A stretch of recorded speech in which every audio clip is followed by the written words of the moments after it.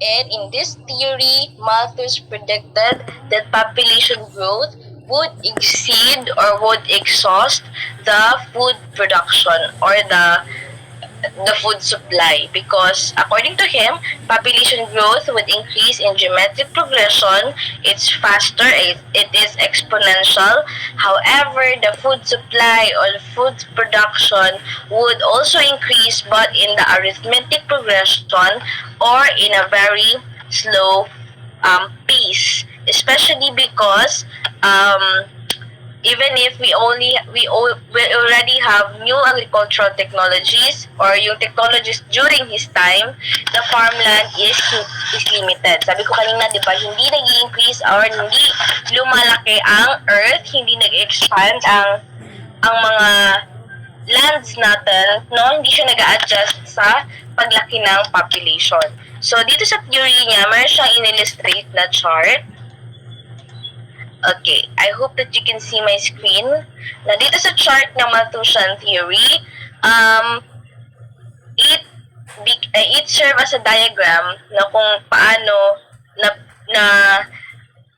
explain ni Malthus ang kanyang theory. So this orange line here represents the food that are produced, and then the green line here represents the food required. So of course, the food required equates the number of population because of the people, no, the number of population of the people, and sometimes also other family members na non-humans, the mga pets natin, they also required some food.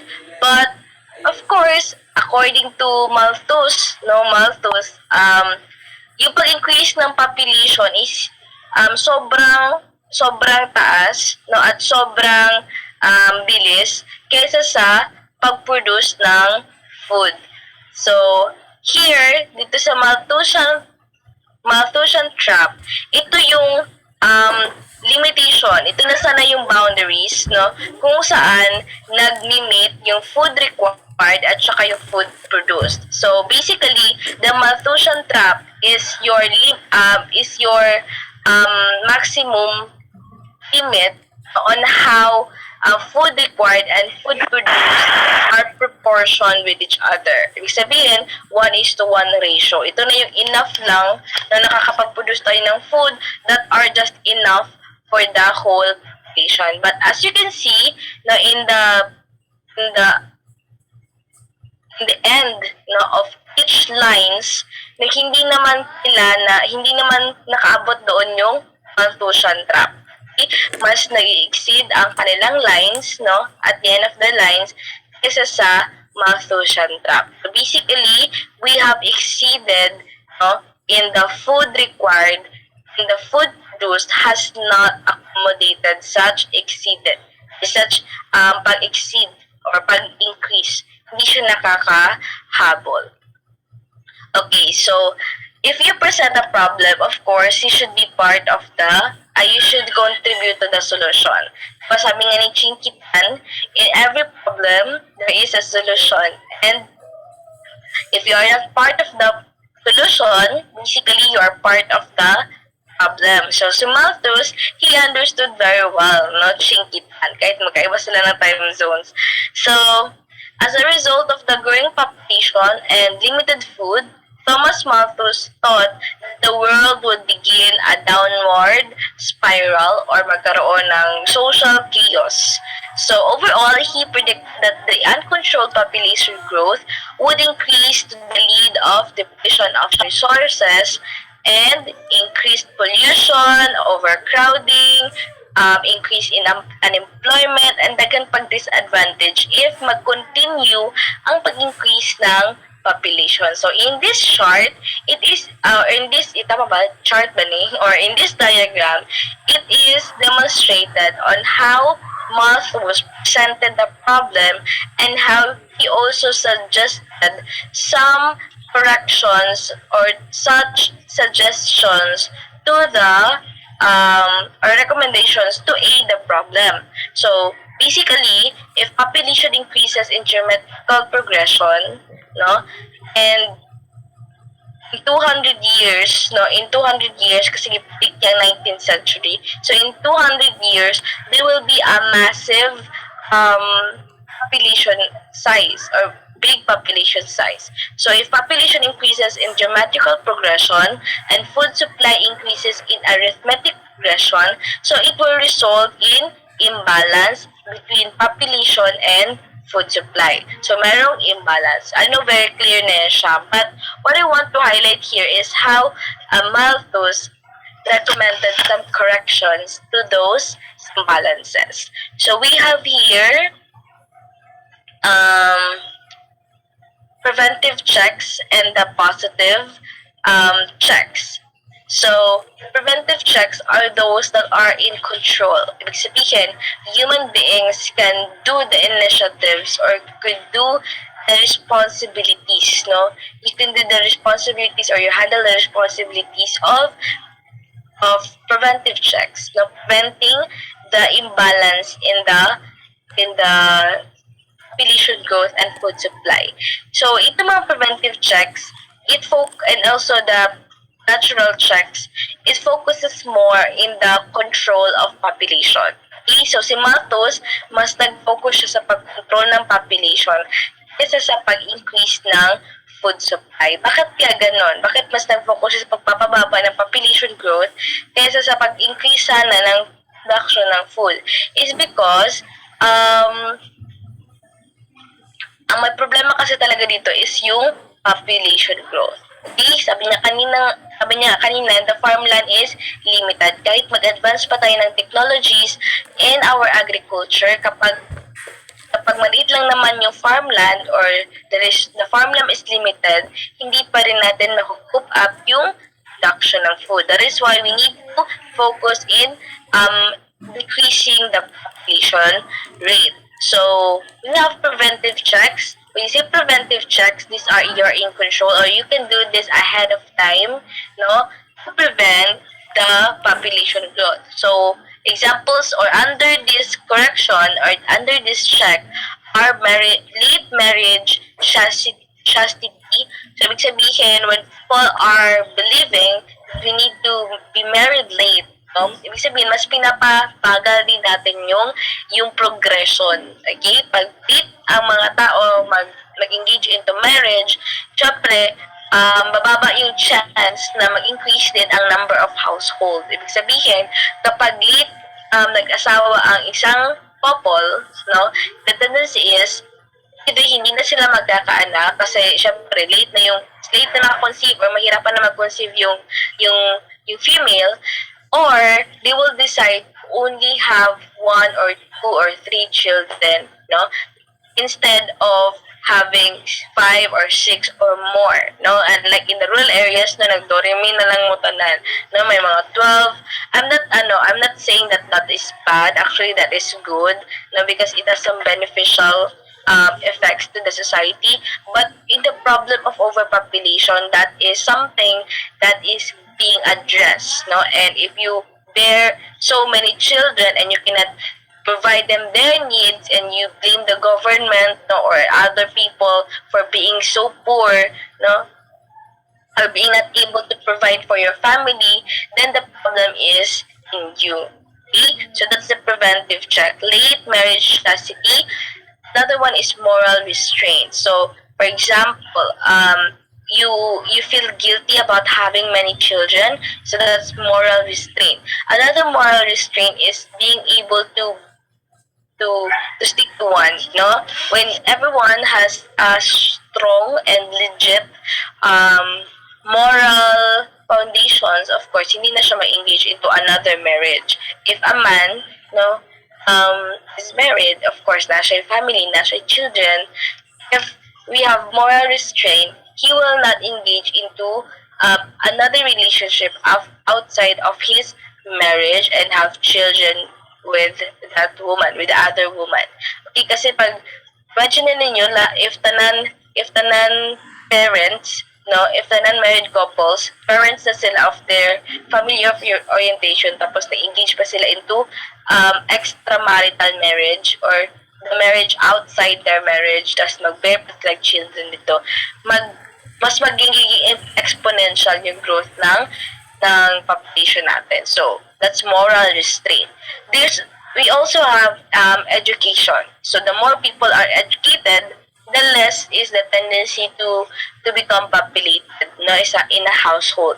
Mas less likely sila to to have more children because if people are well educated about sex education, about the the risks no of bearing many children economically and of course in reproductive health to the women, if they know those risks and they are aware of the farther or in the future problems that it may create, no, mas less likely sila mag-produce ng children. So that's the preventive check. However, we also have the positive or the natural checks. So these are the famines, no, the epidemics, the wars. These are what we don't have any control of, no? Ito yung si Thanos na ang bahala. No, si Thanos na ang may gawa nito sa natural checks or the positive checks.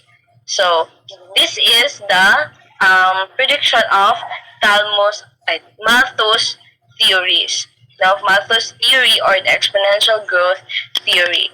So, unfortunately, this prediction of Malthus have been flawed, no, years after he died. So, he died, di ba, kailan yun?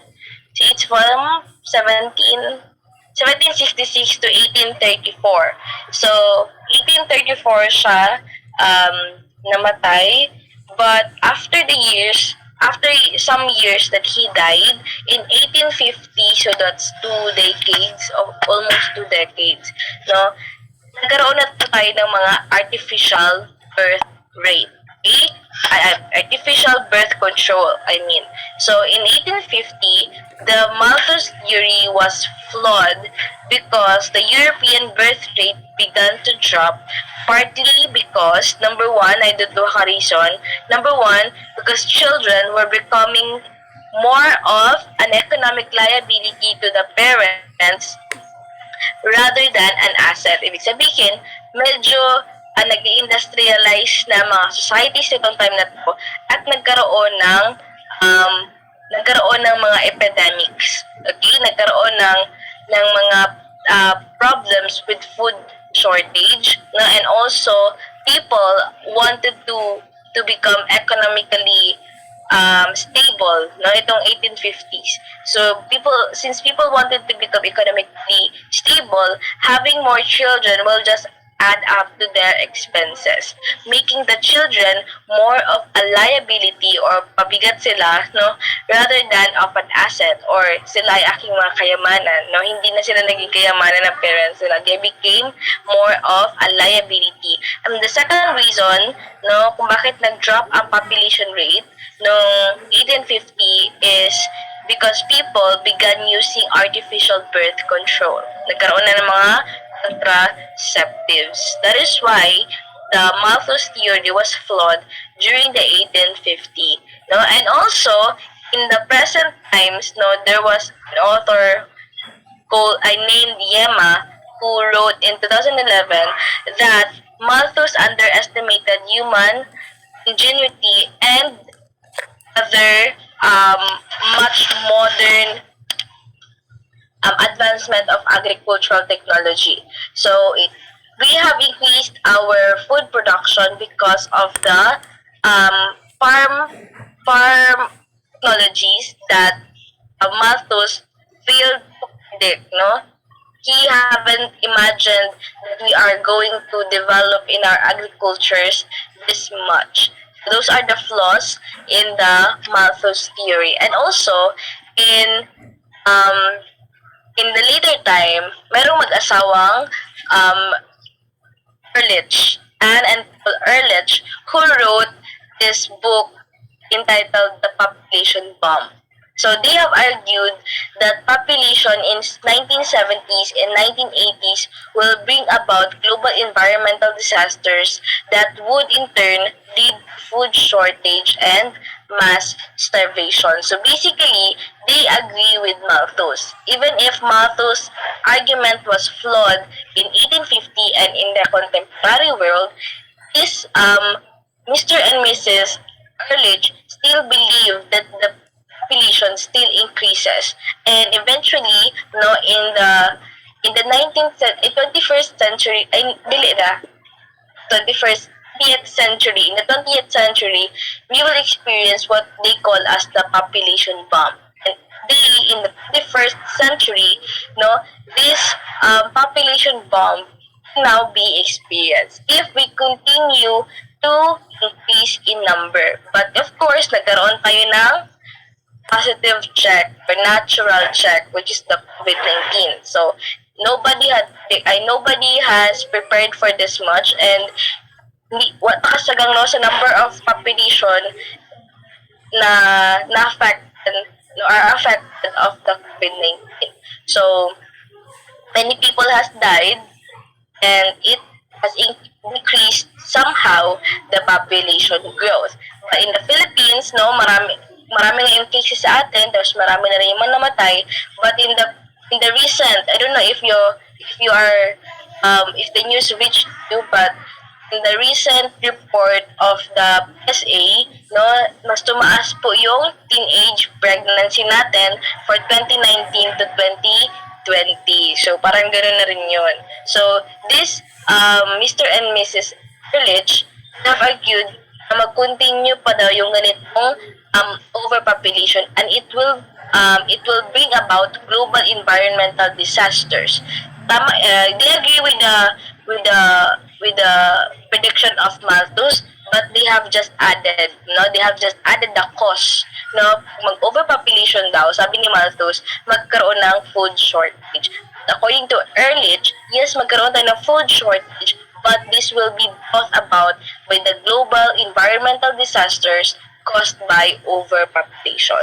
So what have they recommended? So they have recommended that those economically advanced countries such as the USA will be the ones that will initiate the recommendations, no, in decreasing the fertility rate or the birth rate, no, para mag-decrease din ang pa-increase ng population. So again, they have recommended that those countries economically advanced or the first world countries such as the USA would initiate in the program or in the recommendation of decreasing the fertility or the birth rate and eventually the population growth. So the first recommendation of Ehrlich, no, number one is the chemical castration. Of course, sa chemical castration, they will be injecting, no, a substance that would suppress, no, the testosterone and eventually suppress the sex drive. So usually ginagamit ito sa mga detainees, no, na may cases ng rape, no, yung mga aggressive talaga sila sa kanilang mga sexual drives. So para maiwasan yung mga incidences ng rape inside the jail, no, sa mga cells, kasi may mga may mga detainees kasi na kailangan na talaga i-rehab kasi the tendency is they will also commit rape inside the cell even in the same sex.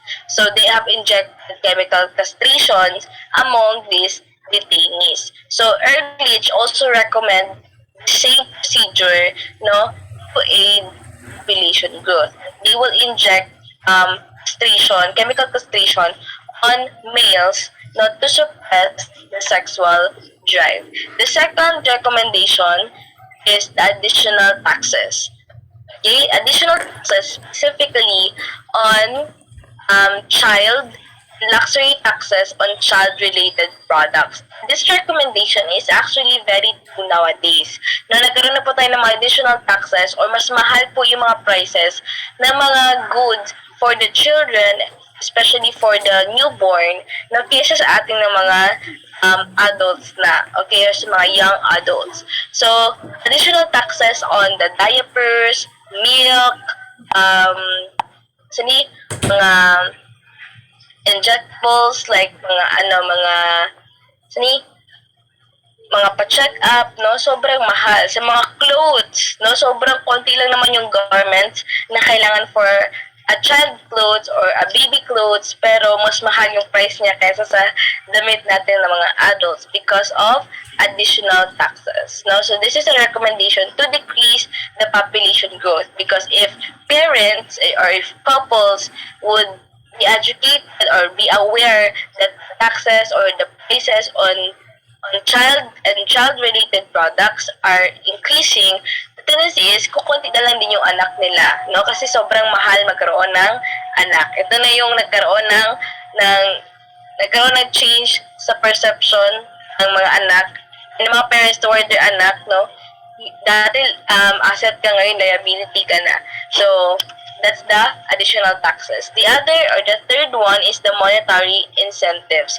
So monetary incentives, it's when you pay off men who would agree to be sterilized after 2 children. So they have recommended that males or the fathers, no, after 2 children would undergo vasectomy. No, they will be undergoing vasectomy and they will be paid by the government. No? So, yun yung monetary incentive. So, hindi lang po ito basta-basta na magbibigay na ng incentive sa kanila tapos we would expect that the population would drop, na hindi po ganun. Yung monetary incentives specifically for those men who would agree to be vasectomized or to be sterilized after having 2 children so that they would not anymore produce another one. Or even if they would commit adultery or they would have their second family, they will not anymore produce another set of children. And lastly, is the institution building. So sa institution building,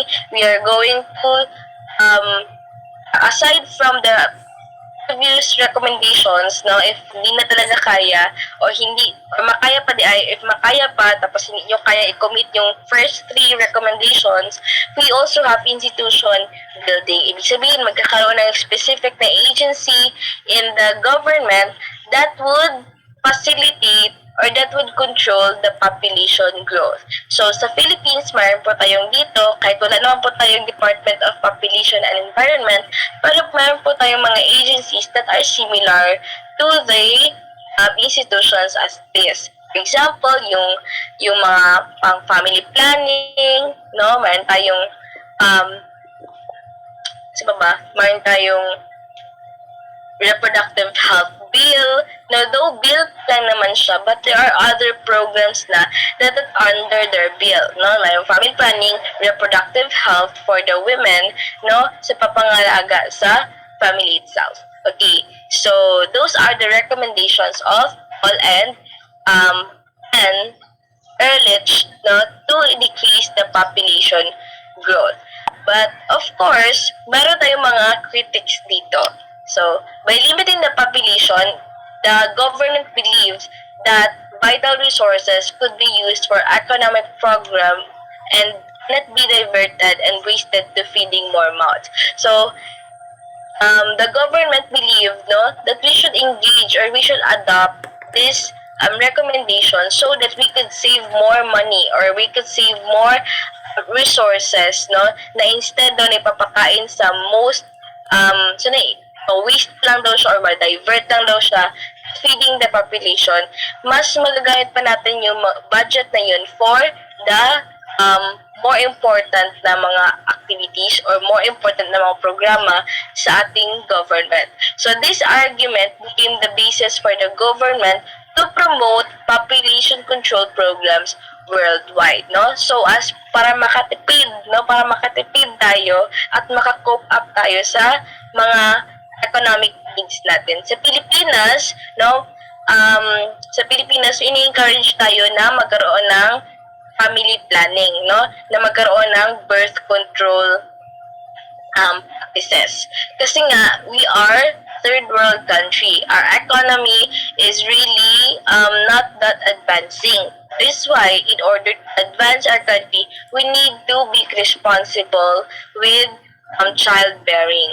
But there are some critics, there are some experts that counter such arguments. Sabi nila, it's the economy, no? Yung economy talaga may problema. Huwag natin ipasa sa population growth. It's not the babies. So, iba't iba naman tayo ng perspective dito. So, if you are pro to the Malthusian theory, and that's good, no? But if you are against it, no, is you also have the right to be against it, no? Because you also have your own opinion. If you are not if you are not agree with if you do not agree, I mean, with the theory of Malthus and its recommendation, you may agree with Betsy Hartman. Ano sabi niya? According to her, she accused the governments of using population control, no? Kailan naman tayo mga mayroong population control ng mga programa daw sa government and in the society, because the government use it as a substitute for social justice and much needed reforms such as land distribution, employment creation, provision of mass education, and healthcare and emancipation. Ibig sabihin, the government would just like to focus on population control, no? Population control rather than for social justice and much needed reforms. Okay? So instead of working on these things, no, yung mga social justice and reforms, they focus in the population control, as if population control would answer those problems, no, in the society, as if it will give us social justice, as if we would decrease the population, we would also cope up with problems in the employment, in the provision of mass education, healthcare, and so on and so forth. Though may point naman si Betsy Hartman, of course, meron din pong point si Malthus, no? At saka si Ehrlich. So whether you are into other parties or either parties, no, there is really problems in overpopulation. And this problem in overpopulation is also an economic concern, because everything pays a price, no? This concern in overpopulation is also a health concern, no? It's also a social concern. Okay, so that ends my lecture for this morning about demography, no? It's about global demography. So if pansin niyo, we focused with overpopulation because that would describe the overall global demographic issue that the present world faces, no, the contemporary world is encountering.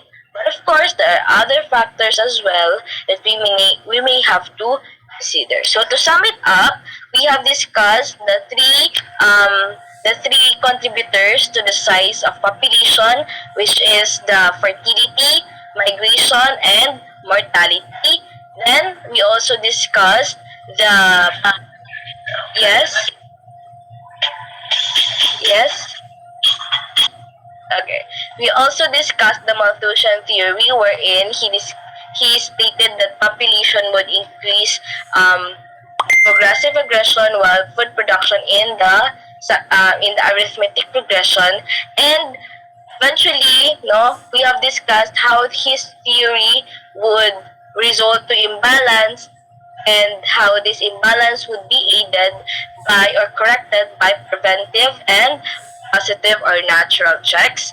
And then we have also discussed that Anne and Paul Ehrlich had recommended now some initiatives that the advanced countries such as the US could do, no, to decrease the population. And of course, lastly, si Betsy Hartman, and how the economy should be blamed and not the production, or not the babies themselves, or not the increase of the population itself. Okay, so that ends my lesson for this morning. Do you have any question? Okay, do you have any question before we end? Alright, so None. none? Alright. So, let me just end this conference kasi medyo bitin tayo sa time, no? Kasi mayroon akong ipapagawa. And let's just return after I end this conference.